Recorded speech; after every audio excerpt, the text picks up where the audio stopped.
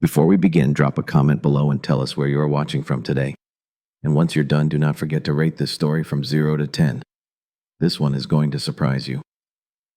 Let us hear how a cleaning lady silenced an entire skyscraper with just one sentence. Give it to me. Julian Hayes stood at the head of the gleaming glass conference table, eyes fixed on the large digital clock counting down on the wall. 3 minutes left. The Japanese investors were on their way up to the 37th floor of Hayes International, ready to finalize a deal worth $200 million. His team of executives sat around him stiff in their suits, adrenaline humming through the room like static electricity. Then came the knock. Sir Julian's assistant opened the door a crack, her face pale. "We have a problem." He didn't even wait for her to continue. "What is it?" "It's Brian. He just left." "Left? What do you mean, left?" The interpreter.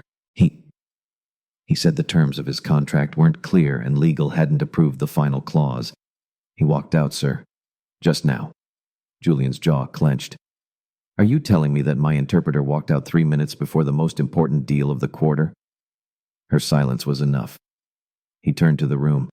"Anyone here speak Japanese?" Silence. Not even a cough.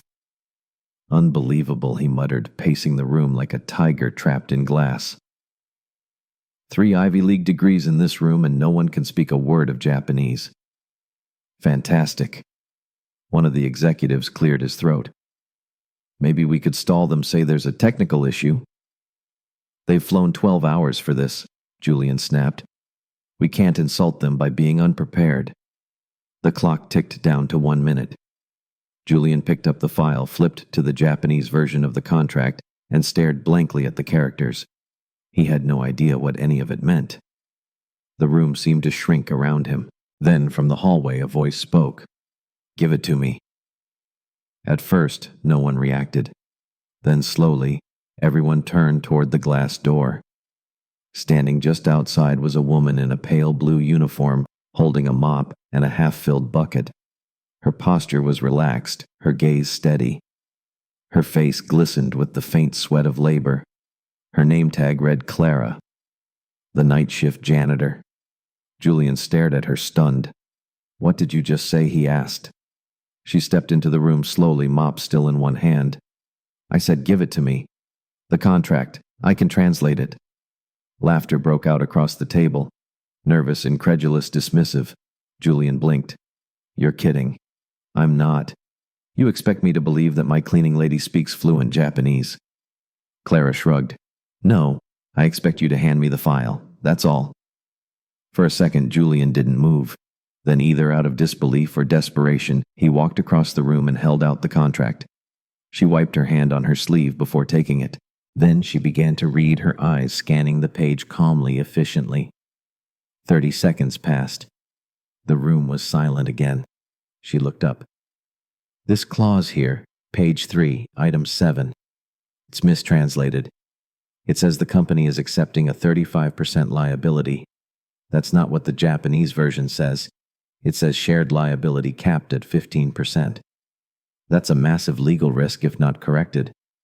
Julian stared at her. "How do you know that?" "Because I read Japanese," Clara said simply. "And you're about to make a very expensive mistake." At that moment, the elevator dinged. The Japanese delegation had arrived. Julian looked at her, then at his frozen team, then back at Clara. He held out his hand. "Can you stay for the meeting?" Clara didn't blink. "As long as I'm paid for my time." He gave a half laugh, half exhale. "Deal. Let's go." And just like that, the janitor with the mop stepped into the boardroom, past the polished shoes and tailored suits, carrying nothing but her quiet authority and the power to save everything. The double doors to the conference room swung open and 5 Japanese businessmen in charcoal gray suits entered with practiced precision. Each gave a courteous nod as they took their seats across the table. Julian Hayes forced a smile, sweat prickling beneath the collar of his designer suit. Beside him, Clara stood in her cleaning uniform, her mop now parked discreetly in the hallway. The room was filled with tension and confusion. The executives on Julian's team were stiff, avoiding eye contact. The investors murmured in polite Japanese, flipping through their copies of the contract. Clara stepped forward and bowed. Then, in clear and measured Japanese, she introduced herself as the interpreter for the meeting. There was a moment of stunned silence. Then one of the Japanese men, the lead negotiator, responded in their language. Clara nodded and translated calmly. "They appreciate our punctuality," she said in English. "But they're concerned about a clause on page 3. They believe the liability percentage may have been changed from what was originally agreed." Julian blinked. "Tell them that was a mistake on our end, and that we'll honor the original shared liability terms." Clara did. The lead negotiator smiled slightly and nodded. Another executive leaned toward Julian. "How the hell is she doing this?" Julian didn't answer. He was watching Clara. Her voice was calm, her translations precise. There was no hesitation, no need to ask for clarification. She even adjusted tone and nuance, softening where necessary, firming up where appropriate. It was better than anything their previous interpreter had ever delivered. For 30 minutes, Clara facilitated the meeting like she had done it 1,000 times before. She translated cultural references, explained financial terms, and navigated difficult negotiation points with ease. The Japanese delegation became more at ease with each exchange. One of the investors even laughed at a subtle joke Clara translated mid-sentence. Julian noticed. That was rare. By the end of the meeting, the contract had been finalized with new signatures on both versions. The lead investor bowed and said something that made Clara smile.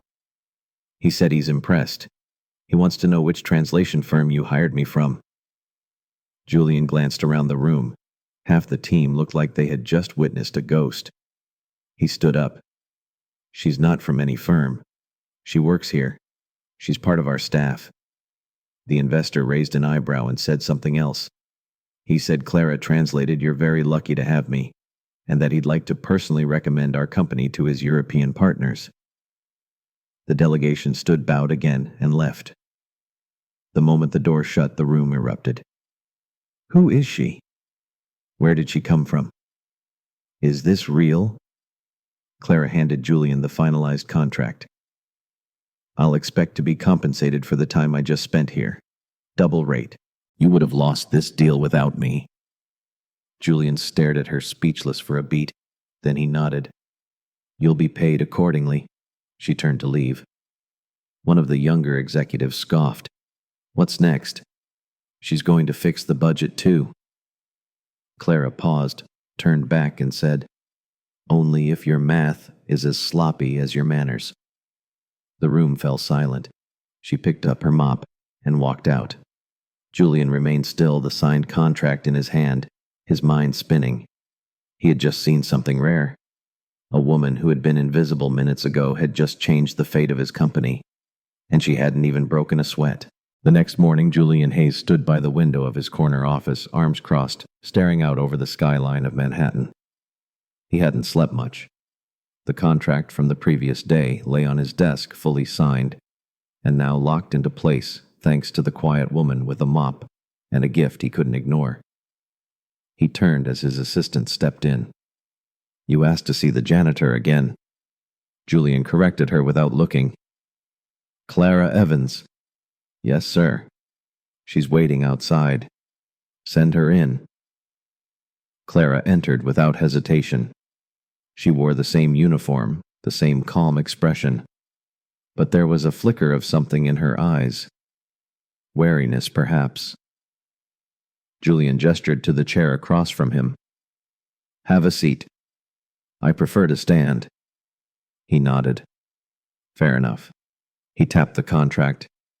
"You saved this deal." That was extraordinary. Clara didn't respond. She stood still, mop handle resting against her shoulder like a staff of quiet dignity. "Who are you, Clara?" She exhaled softly. "Someone who used to work with words. Now I work with water and soap." Julian leaned forward. "That's not an answer. It's the one I have." He studied her. "You speak Japanese fluently, and I'm guessing more than that." She didn't deny it. He smiled. "Let me make you an offer. Freelance interpreter. Come in when we have high-level clients. Flexible hours. You set your rate. No strings. Clara looked at him for a long moment. Why? Because I can't afford to ignore talent when it's standing right in front of me. She raised an eyebrow. You could yesterday. He winced. You're right. Clara crossed her arms. No favors. No publicity. I'm not going to be your PR stunt. And I'm not a story for your investors to gossip about. Julian shook his head. No stories. No photos. Just work. Fine, she said. I'll do it. But on my terms. I keep my janitorial shift. I want to stay invisible unless I choose not to be. Julian opened his mouth to protest, then stopped. All right, then we have a deal, she said simply. He stood to shake her hand. Hers was firm, warm, and brief. As she turned to leave, he said quietly, You're wasting yourself on this building's floors. Clara paused at the door. I used to aim higher. Then life reminded me that gravity works. And with that, she was gone. That afternoon, Clara was called in to interpret for a surprise phone call from a South Korean logistics partner. Once again, she translated flawlessly, calmly, without ever once stepping out of the shadows. But the staff began to notice. Murmurs spread. Who was this woman? Why did she wear a cleaning uniform but sit in on high-level calls? That night, Julian sat alone in his office watching the security footage from earlier. Clara in the boardroom. Clara in the hallway. Clara holding a mop like it was armor. He couldn't stop thinking about her. Not just her talent. Her presence. Her calm. Her silence that spoke louder than any executive. Julian poured himself a glass of water and looked out at the city lights again. He was beginning to realize that Clara Evans wasn't just someone who spoke languages. She was a language all her own. And for the first time in a long while, he wanted to understand every word.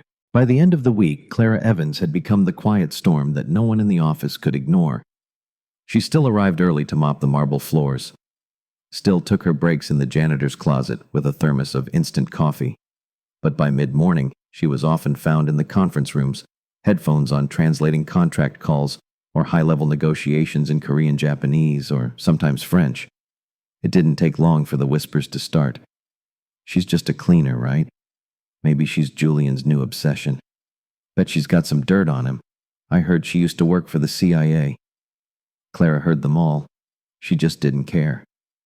She walked the halls with the same quiet grace, eyes-focused posture, steady, never lingering too long. When someone tried to corner her in the elevator to ask personal questions, she simply pressed the emergency stop button, looked them dead in the eye, and said, I'm not here to explain myself.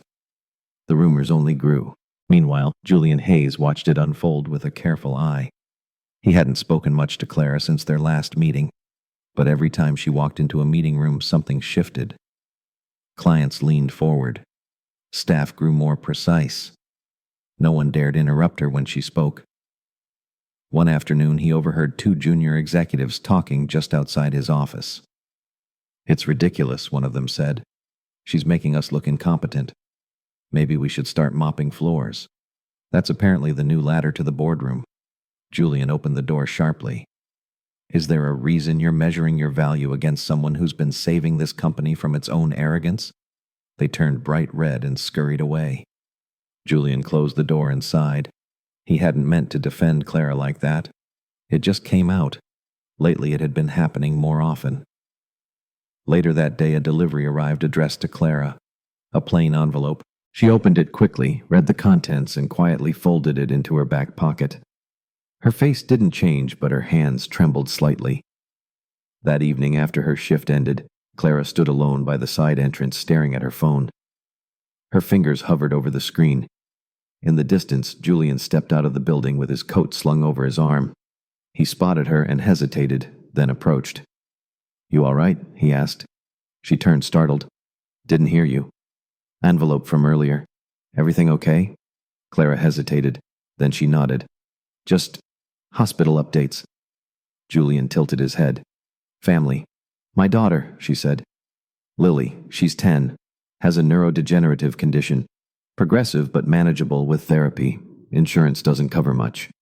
He was quiet for a moment. Is that why you work nights and freelance days? She nodded.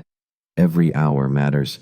Every word I translate pays for another step she might take one day. Julian looked at her, seeing more than just a mystery now. A mother, a fighter, a woman doing everything in her power to stay standing. You never asked for help, he said. You don't offer water to someone who's already drowning, she replied, turning back toward the street. Julian watched her disappear into the night, her silhouette framed by headlights and falling snow.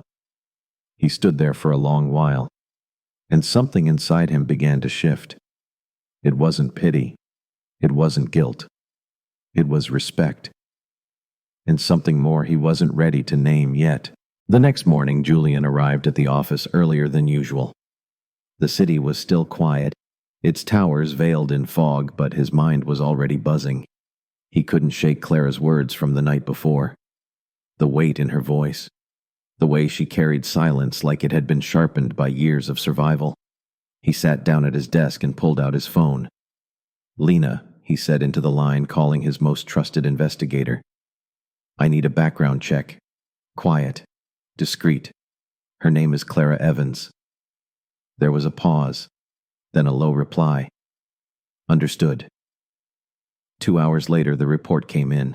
Julian read it once, then again, and then he leaned back in his chair, stunned. Clara Evans was not a cleaner by training. A decade earlier, she had been one of the top diplomatic interpreters at the United Nations with certified fluency in 6 languages, specializing in East Asian treaties. She had received multiple commendations for her ability to de-escalate tense political conversations with nuance and cultural sensitivity. But then, in a scandal that barely made the news, her name was linked to a confidential memo leak involving a trade corruption cover-up between 2 nations. Clara had been accused of releasing sensitive details to the press.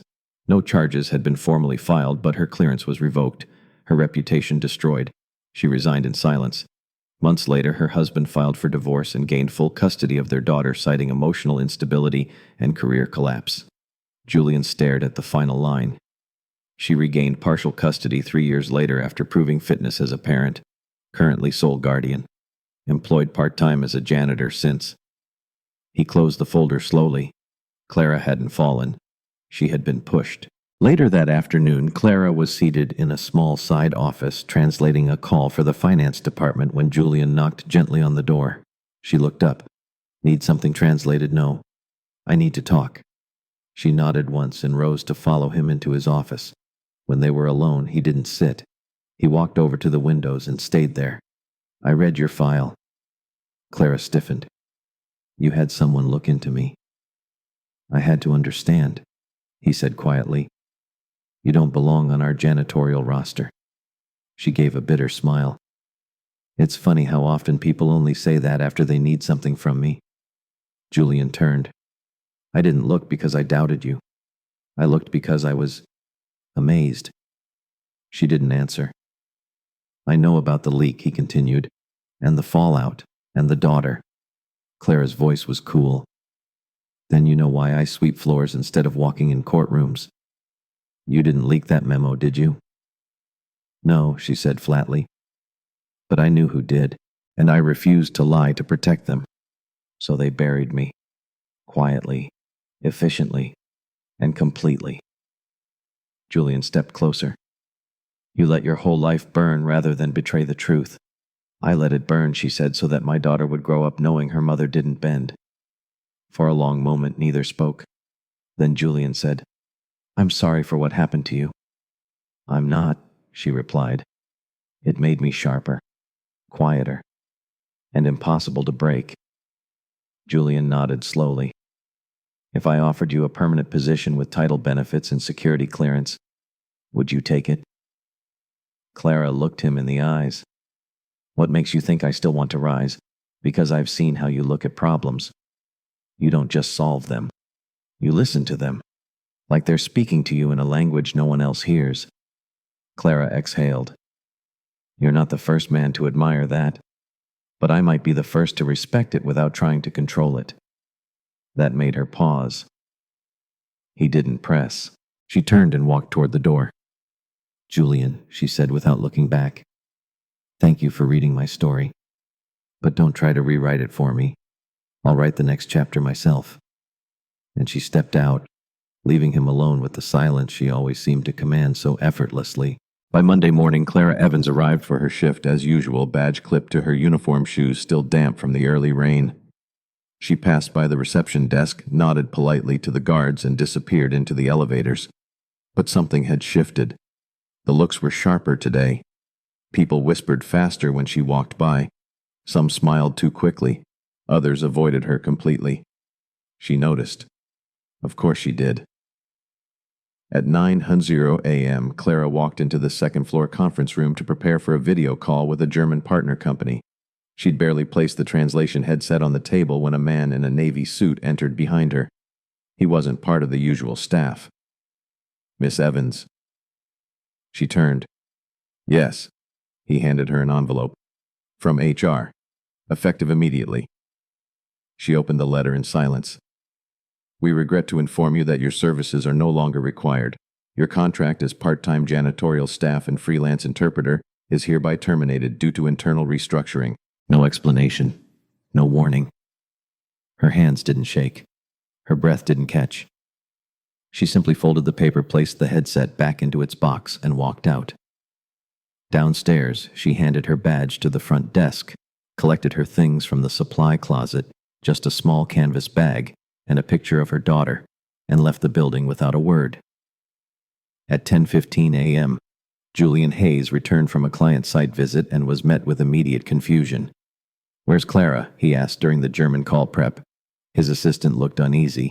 "Sir, she was terminated this morning." Julian froze. Terminated by whom?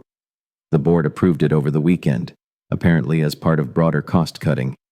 The janitorial contract was outsourced, and they included her in the release. He stared at her.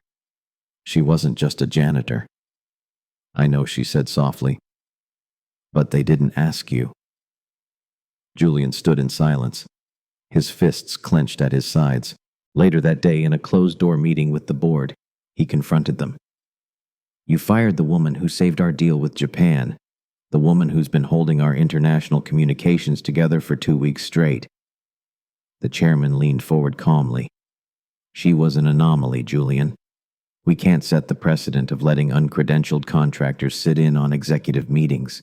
It undermines protocol." "Uncredentialed?" Julian scoffed. "She was more qualified than anyone in this building. She was a liability," another member said. "Too much attention, too many questions from press and clients. If she makes one mistake, we're exposed." "She hasn't made one mistake," Julian shot back. "Not one." "But she will," the chairman said coldly. "People like her always do." The words hung in the air like smoke. Julian stood. "Then consider this my notice. I'm stepping down from my executive duties until further review. If this company is going to bury the best person in the building just to feel safe, I don't want to be a part of it." They didn't stop him. That evening, Julian sat alone in his penthouse office, the skyline glowing around him. He picked up his phone and listened to a voicemail left an hour earlier. Clara's voice came through low and steady. "Julian, I got the letter. I'm not surprised. I just wanted to say thank you. Not for the job, for seeing me, even for a moment. That's more than most people have done in years." She paused, then added, "But don't fight for me. I don't need saving. I've survived too much to be anyone's cause. Just don't forget what you saw." Click. Julian leaned back in his chair. He wasn't going to forget. Not now, not ever. The following morning, the news hit before sunrise. Hayes International CEO Julian Hayes steps down temporarily amid internal controversy. The press speculated wildly. Some claimed health issues. Others suggested financial scandals. But no one had the full story except Julian himself and the woman they had quietly erased. Julian stood in his home office watching the headlines scroll across the bottom of the television screen. Then he picked up his phone and made a call.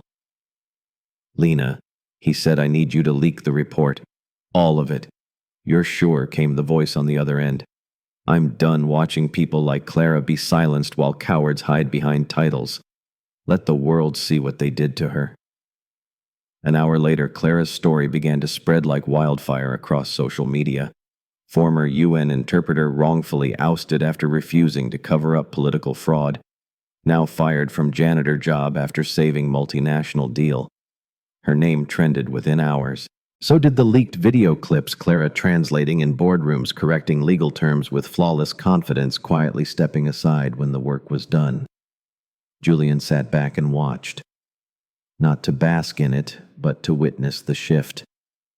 For the first time, Clara Evans wasn't invisible. By noon, reporters gathered outside Hayes International headquarters. Cameras rolled. Commentators debated.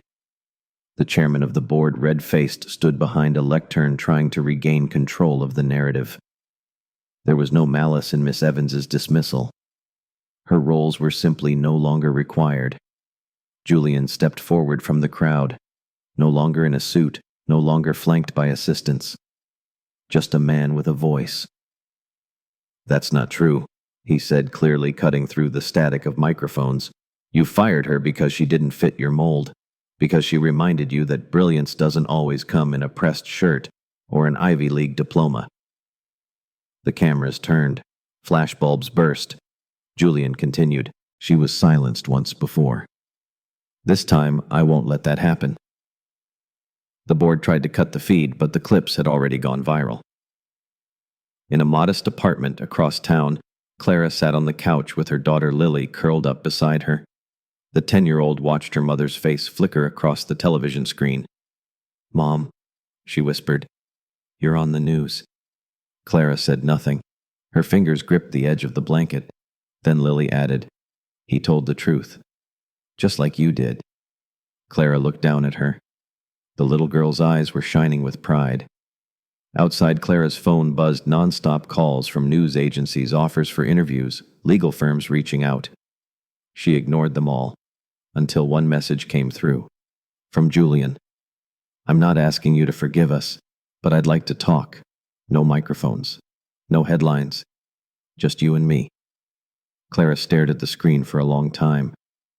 Then she typed a single word. "Tomorrow." The next evening, Julian stood outside a modest brownstone building holding a grocery bag and a bouquet of plain white lilies. Clara opened the door herself, wearing a simple sweater and jeans. He held out the flowers. "For Lily," he said. Clara stepped aside. "She's asleep, but she'll like them." They sat at the kitchen table. No suits, no power plays, just quiet. "I leaked the truth," Julian said. "You should have never had to carry it alone." Clara nodded slowly. "I appreciate it, but you don't owe me anything." "I disagree," he said. "I owe you everything." He hesitated, then added, "We need you, not because of your resume, but because of who you are." Clara looked him in the eyes. "Then stop needing me. Start respecting me." He smiled, the first real one in days. "Deal." As he stood to leave, Clara asked softly, "Was it worth it? Giving up your title?" Julian paused at the door. "I didn't lose anything that mattered." And for the first time, she believed him. 3 weeks passed. The storm around Hayes International began to settle, but its structure had changed. The board's credibility suffered. New ethics policies were drafted. And Clara Evans, despite all the noise, had gone silent again. She had declined every interview, rejected every job offer. She didn't want applause. She wanted peace. But peace came slowly when bills kept arriving.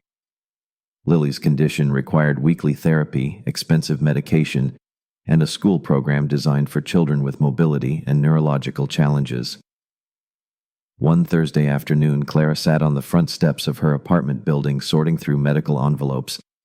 She barely noticed the sleek black car pull up until she heard the soft click of the door. Julian stepped out, not in a suit but in jeans and a gray sweater. No entourage, just him. "I called twice," he said. "I know," she replied, not looking up. "I wasn't ready." He sat down beside her. Can I ask now? She folded the final envelope. Ask what I want to offer you a permanent position. Director of International Affairs. Full benefits, full control over your department. You build it. You choose the people. Work remotely when you need. We cover Lily's therapy. Clara raised her eyebrows but said nothing. I'm not offering out of guilt, Julian added. I'm offering because this company needs someone with your mind, your ethics, your clarity. Clara let the words settle between them like dust in a sunbeam. Then the front door creaked open and Lily stepped outside with her crutches, eyes wide. Julian stood caught off guard. Hi there, he said softly. You must be Lily. The girl looked at her mother for permission. Clara gave a nod. Lily hobbled toward them. You're the one who said Mom was the smartest in the building. Julian smiled. I did. She is, Lily said, matter-of-factly, then turned to her mom. Are you going to say yes? Clara blinked. That's not how we make decisions. Remember? But you always tell me not to hide, Lily said. And you're hiding right now. Clara looked at her daughter, 10 years old, sharp-eyed, already braver than most adults. Then she looked at Julian. I write my own contract. I work when I choose. I keep my daughter first. Always. Julian nodded. Agreed. And I don't sit in the background anymore. He offered his hand. Then let the world hear you. She shook it. Her grip was firm. Lily clapped from the steps. Inside their apartment later that evening, Lily curled up on the couch with a blanket while Clara unpacked groceries Julian had brought. Apples, granola, Lily's favorite tea. You like him, Lily said, eyes half closed. Clara paused. He's complicated. Isn't everyone? Clara smiled faintly, brushing hair from her daughter's forehead. We're not there yet. Lily yawned, but maybe soon. Clara didn't answer. But she looked out the window at the city beyond, her hand resting on Lily's small one, and allowed the thought to remain unspoken. Not a fantasy, not a promise, but a possibility. For the first time in years, that was enough. By mid-autumn, Clara Evans had become the quiet force behind a growing transformation at Hayes International. Her office was tucked in a modest corner of the 23rd floor, not for lack of status but by choice. She didn't need windows or polished furniture. What she needed was space to think, to build, and to create a system that actually listened. She had hired 3 interpreters so far, all from overlooked backgrounds: refugees, former teachers, single parents. She called them her listening team, and they were already being noticed by international clients for their depth, not their credentials. Julian watched it all from a careful distance. He gave her space, time, and every so often, a quiet gesture, a fresh cup of coffee on her desk, a printed article. He thought she'd like an email saying simply, "Impressive work today." He didn't overstep. But one Friday evening, long after most of the building had emptied, Clara was still at her desk when she heard a soft knock. "Still working?" Julian asked, leaning against the doorframe. Clara leaned back in her chair. "Some of us don't have private chefs and weekend retreats." He smiled. "Fair point. But I brought dinner." He held up 2 containers. "Thai takeout." Clara hesitated, then motioned him in.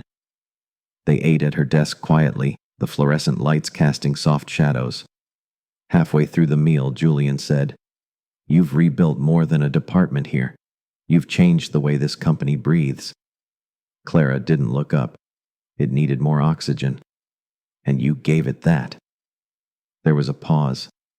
Then he added, "You've given me that too." She set her fork down slowly.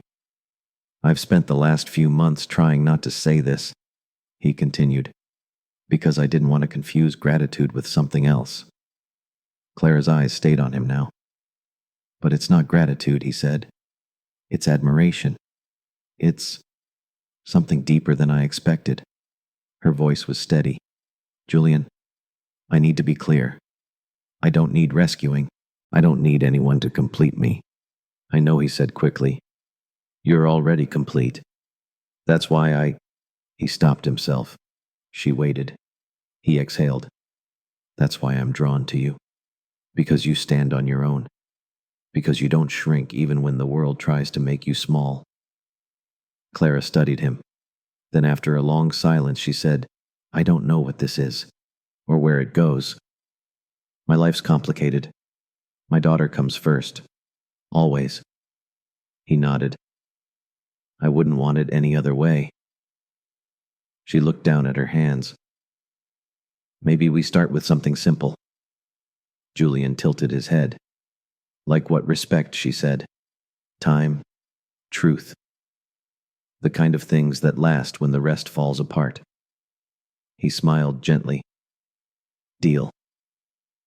They sat in that quiet understanding for a while. No promises. No illusions. Just two people who had seen each other through the mess and still wanted to stay. As Julian stood to leave, Clara walked him to the door. Before he stepped out, he turned. I'll see you Monday. You better, she replied. Then just before she closed the door, she added almost playfully, and bring better coffee. Julian grinned, noted. As she turned back into her office, something strange filled her chest. Not fear, not doubt. Hope. And for Clara Evans, that was more than enough to begin. 1 year later, the view from the 37th floor conference hall was as breathtaking as ever.